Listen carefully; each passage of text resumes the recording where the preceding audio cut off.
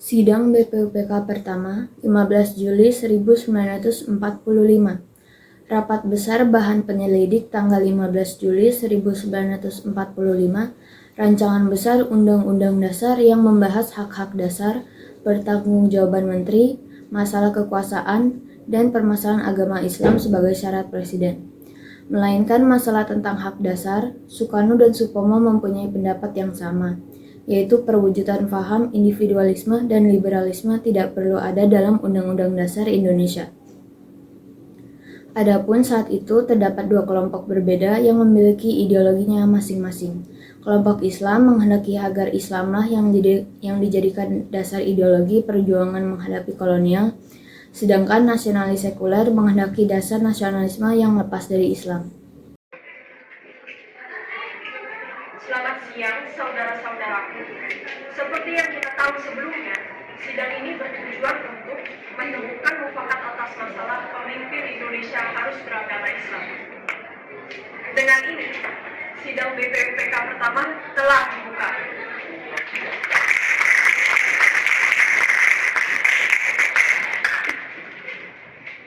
Mengenai aturan bila Presiden haruslah beragama Islam, izinkan saya berpendapat. Kepada Saudara Soekarno dipersilahkan. Menurut saya, keagamaan adalah urusan pribadi yang harus dipisah dari urusan kenegaraan. Apabila kita sungguh ingin Indonesia merdeka, kita harus saling bersatu, memahami, menjunjung kebersamaan, dan menyingkirkan paham individualisme dan liberalisme.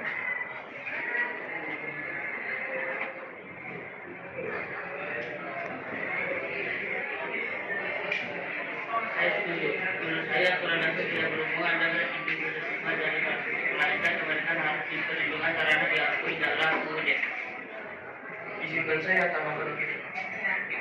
Apakah pendapat kontra? Saya tidak setuju.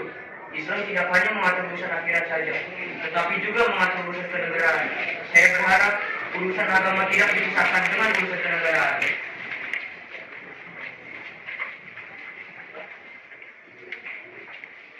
Apa yang disampaikan Saudara Nasir sama dengan pendapat saya. Pendapat Bung Karno sangat menentang posisi nasionalisme serta dengan agama, yang mana hal ini akan menyesatkan tauhid seseorang terhadap Allah Subhanahu Wa Taala dan sungguh saya tidak ingin hal itu terjadi pada bangsa kita. Meskipun begitu, saya sejalan dengan Saudara Soekarno dan Hasan. Indonesia yang merdeka haruslah negara yang berdasarkan gotong royong dan persatuan. Adapun saya khawatir jika tidak ada satu hak untuk masyarakat mengeluarkan suara. Jika nanti di Undang-Undang Dasar yang sudah susun menjadi suatu bentuk negara yang tidak disetujui. Hadirin sekalian, harap tenang. Berhubung waktu telah sampai di akhir, sidang pada hari ini ditutup karena belum adanya kesepakatan. Sidang kedua akan dilanjutkan pada penjadwalan selanjutnya. Sidang BPUPK kedua, 31 Mei 1945. Rapat Badan Penyelidik Usaha Persiapan Kemerdekaan Indonesia yang kedua dibuka pada tanggal 28 Mei 1945. Sementara pembahasan baru dimulai pada keesokan harinya. Dimulainya masa sidang BPUPK yang kedua dari tanggal 29 Mei sampai 1 Juni 1945 sesuai permintaan Ketua Dr. Rajiman Wade di Ningrat. Dalam sidang kedua ini, para anggota BPUPK menyampaikan pemikirannya tentang dasar negara yang akan dibentuk. Dalam sidang kedua BPUPK pada tanggal 29 Mei 1945, Muhammad Yamin mengusulkan sebuah konsep dasar negara dengan mengacu pada sejarah nasional. Dan para pendapat pemikir barat pada sidang-sidang selanjutnya, beberapa tokoh ulama dan kiai anggota BPUPK juga sempat melontarkan gagasan mereka tentang keperluan bahwa negara yang akan dibentuk di Nusantara ini menggunakan aturan Al-Quran dan Al-Hadis. Namun sayangnya pendapat para tokoh ulama dan kiai ini banyak tidak terdokumentasikan dengan baik. Setelah Muhammad Yamin memaparkan pendapatnya mengenai ideologi bangsa. Selamat siang, saudara-saudaraku. Mari kita mulai sidang BPUPK kedua yang akan dibahas untuk melengkapi perdebatan sidang sebelumnya.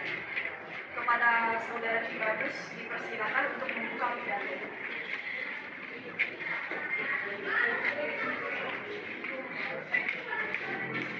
Tuan-tuan dalam sidang yang terhormat, Izinkan saya untuk mengutarakan pendapat melanjutkan pembahasan yang belum selesai mengenai agama Islam dalam sistem kenegaraan. Saya percaya Tuhan menginginkan berdirinya satu pemerintahan yang adil dan bijaksana berdasarkan budi pekerti yang luhur, bersendi permusyawaratan dan putusan kamar, serta luas berberdada, tidak memaksa tentang agama. Kalau benar demikian, didirikanlah pemerintahan itu atas agama Islam, karena ajaran Islam mengandung kesampaiannya sifat-sifat itu. Seperti dalam surat-surat dalam Al-Quran, cukuplah untuk kita mengetahui bahwa agama Islam itu cakap, cukup, pantas, dan patut untuk menjadi sendi pemerintahan kebangsaan di negara kita ini. Tetapi di antara tuan-tuan, ada juga orang yang tidak setuju bahwa negara kita berdasarkan agama. Oleh karena itu, saya sebagai seorang bangsa Indonesia, bapak dan ibu saya pun bangsa Indonesia, nenek moyang saya yang berbangsa Indonesia, dan sebagai seorang muslim yang mempunyai cita-cita Indonesia Raya dan merdeka, supaya Indonesia merdeka dapat berdiri tegak dan teguh, kuat dan kokoh. Saya mengharapkan berdirinya negara Indonesia itu berdasarkan agama Islam. Jika tuan-tuan sungguh menginginkan keadilan, kerakyatan, dan toleransi, maka didirikanlah pemerintahan ini atas dasar Islam. Banyak sekali hukum Islam yang sudah menjadi adat istiadat bangsa Indonesia. Oleh karena itu, mari menyesuaikan dasar negara Indonesia dengan jiwa rakyatnya. Terima kasih. Permisi, izinkan saya untuk lobby. Pada Profesor Supomo, dipersilakan. Oleh anggota yang terhormat Tuan Mohatta yang telah diuraikannya dalam panjang lebar, bahwasanya dalam negara persatuan di Indonesia hendaknya urusan negara dipisahkan dari urusan agama. Yang dimana sebagai yang telah dianjurkan oleh Tuan Mohatta, Indonesia ialah negara persatuan nasional yang memisahkan urusan negara dan urusan Islam dengan lain perkataan bukan negara Islam. Berkali setelah saya katakan, negara bagi kita bukan tujuan, tetapi alat. Urusan kenegaraan pada pokoknya dan pada dasarnya adalah satu bagian yang tak dapat dipisahkan. Satu ingredients dari Islam. Izin instruksi. Permintaan saya adalah supaya musyawaratan ini berjalan dengan benar dan kita harus mengeluarkan pikiran-pikiran yang luas. Jangan terburu-buru untuk mengambil keputusan seperti yang disampaikan Tuan. Harap tuan-tuan menyiapkan keputusan ini dengan benar dengan pikiran dan minat negara kita, rakyat kita, kalau keputusan ini menyangkut dasar negara kita. Oleh karena itu, saya minta kepada tiap hadirin yang mewakili masyarakat Indonesia supaya mengikuti dengan sabar dan tenang agar keputusan kita berjalan baik.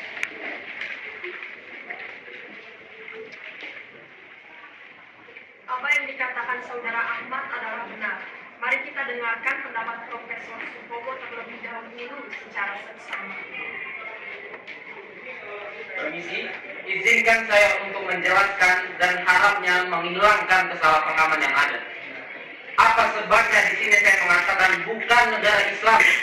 Perkataan negara Islam lain dengan artinya dari perkataan negara berdasarkan atas cita-cita luhur dari agama Islam.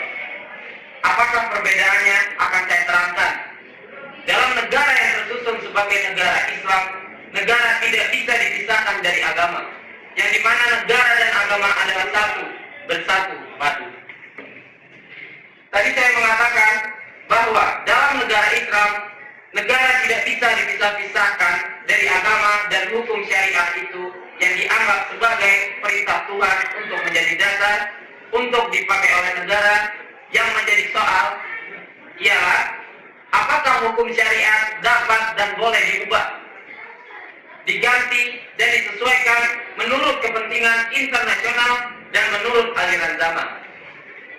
Ada suatu golongan yang terbesar yang mengatakan bahwa itu tidak diperbolehkan, tetapi ada lagi golongan yang mengatakan bisa disesuaikan dengan zaman yang ada.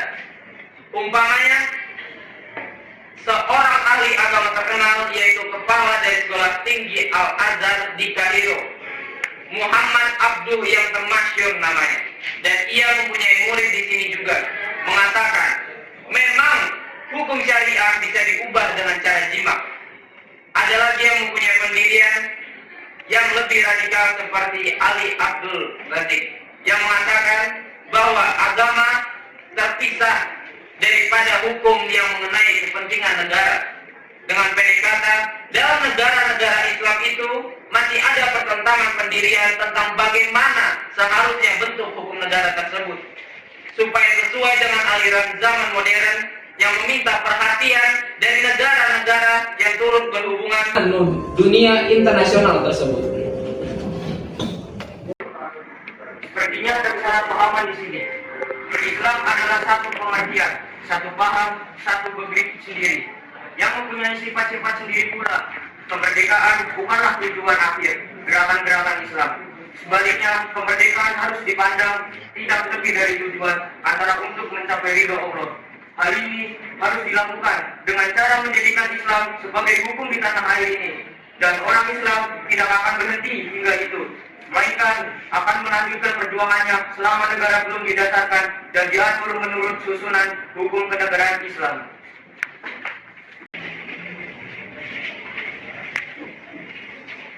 Dengan dibukanya sidang ini, semoga para hadirin sekalian dapat berkompromi bersama dan menurunkan ego untuk kepentingan bersama.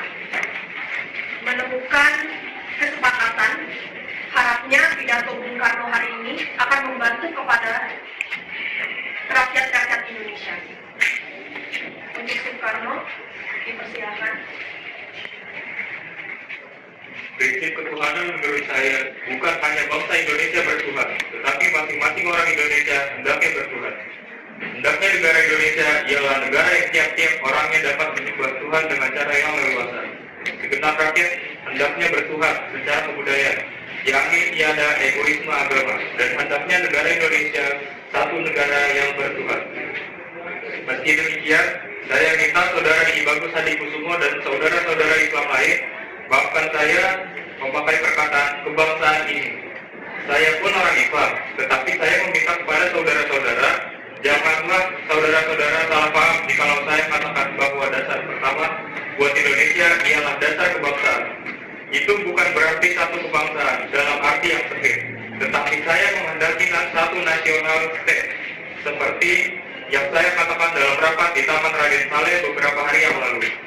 Satu nasional state Indonesia bukan berarti state yang sempit. Sebagai saudara Ki Bagus Hadikusumo katakan kemarin, maka Tuhan adalah orang bangsa Indonesia. Datu-datu Tuhan, nenek moyang Tuhan pun bangsa Indonesia. Di atas satu kebangsaan Indonesia, dalam arti yang dimaksudkan oleh saudara Ki Bagus Hadikusumo itulah kita dasarkan negara Indonesia. Untuk pihak Islam inilah tempat yang terbaik untuk memelihara agama. Saya pun adalah orang Islam yang beribu maaf.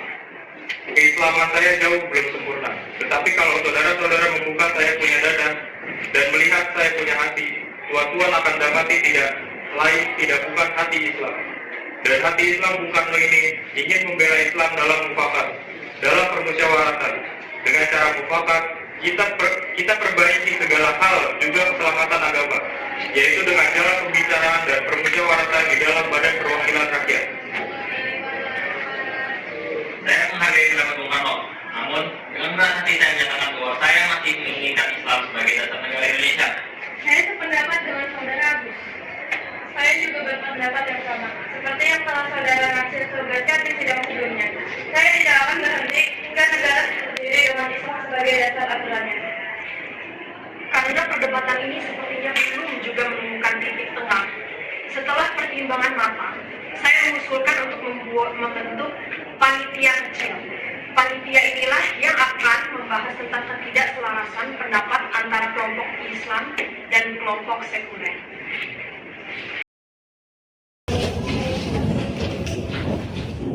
Selamat siang para hadirin. Kali ini kita akan melaksanakan sidang penghapusan tujuh kata dalam dasar negara.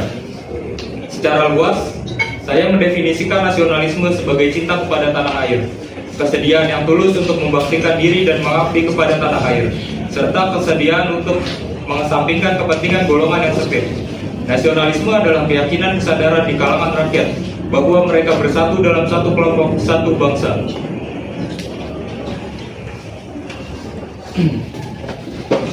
Kami sangat menghargai tubuh Islam. Saya berasal dari Maluku sebagai umat Kristen Protestan yang ingin mewakili dan memberikan suara buat masyarakat non-muslim untuk mengusulkan agar 7 kata tersebut dapat dihapus. Tujuan dari penghapusan 7 kata tersebut adalah agar tidak mengesampingkan agama dan kepercayaan di luar Islam. Indonesia merupakan negara kesatuan yang mempunyai keragaman suku, budaya, ras, dan juga agama.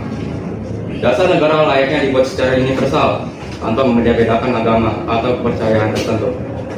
Kita harus bersikap secara nasionalisme. Instruksi sebagai anggota kubu Islami mengajukan dasar negara untuk tidak dirubah dan tetap berbunyi ketuhanan dengan kewajiban menjalankan syariat Islam bagi pemeluknya. Saya sepakat karena Allah Subhanahu wa taala mewajibkan umat manusia sebagai makhluk hidup yang menyerahkan dirinya kepada Allah Subhanahu wa taala. Lalu bagaimana dengan pandangan kubu sekuler? Saya sebagai seorang pemimpin dan aktivitas siswa politik mendapatkan bahwa pernyataan Tuhan sama saja artinya dengan melakukan nasionalisme oposisi yang bertingkat dengan agama. Jika diikuti tambahnya, maka pandangan itu akan memperbudak manusia menjadi penyebab tanah air. Jika demikian adanya, maka akibat-akibatnya akan sangat jauh. Pandangan seperti itu akan dapat menjadikan keyakinan tauhid seseorang dan mengurangi bakti seseorang kepada Tuhan. Nasionalisme harus diletakkan dalam kerangka pengabdian manusia kepada Allah. Saya setuju. Prinsip yang harus dinomorsatukan adalah Islam. Saya sebagai perwakilan dari umat Hindu di Bali sangat mendukung pengusulan tersebut karena perbedaan negara Indonesia harusnya dijunjung dengan tinggi. Kami kembali mengusulkan bahwa penghapusan 7 kata merupakan hal tidak relevan. Nasionalisme harus bercorak Islami. Islamlah yang pada awalnya mendefinisikan nasionalisme Indonesia. Dalam kesempatan lain, tanpa Islam, nasionalisme Indonesia itu tidak akan ada.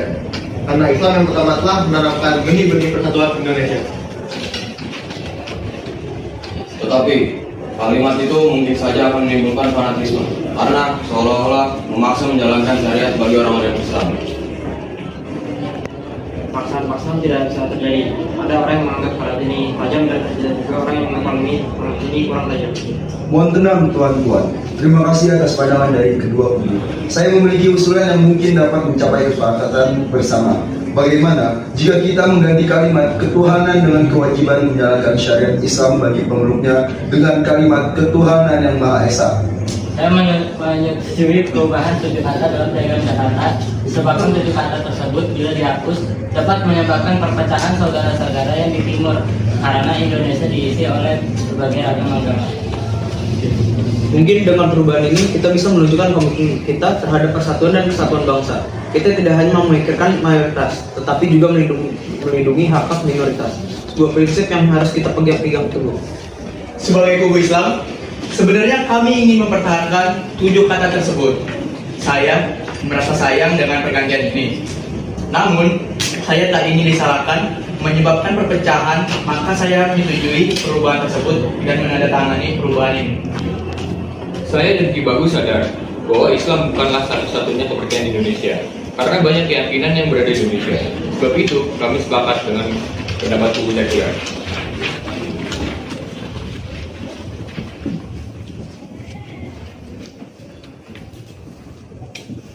Saya setuju akan penghapusan 7 kata dari sila pertama Pancasila dalam Undang-Undang Dasar 1945 untuk memastikan bahwa negara Indonesia tetap inklusif dan tidak mendiskriminasi berdasarkan agama. Benar, harus bisa menjaga keutuhan dan persatuan bangsa. Inilah pengorbanan yang harus kita terima. Kita harus bisa menghargai keberagaman agama tanpa membedakan perlakuan berdasarkan agama.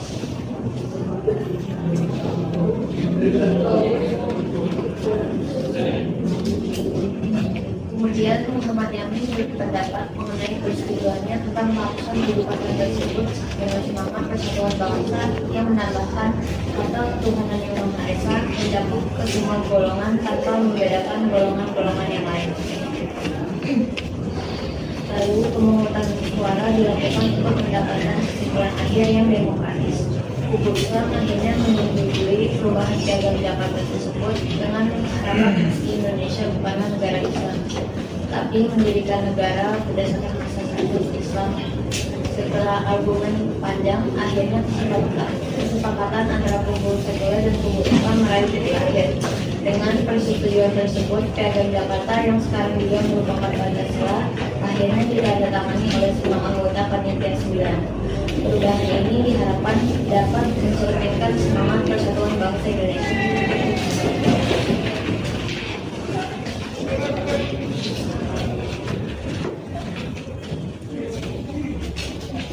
Baik, kepada Haji Abdul Wahid Hasim untuk menandatangani surat Piagam Jakarta.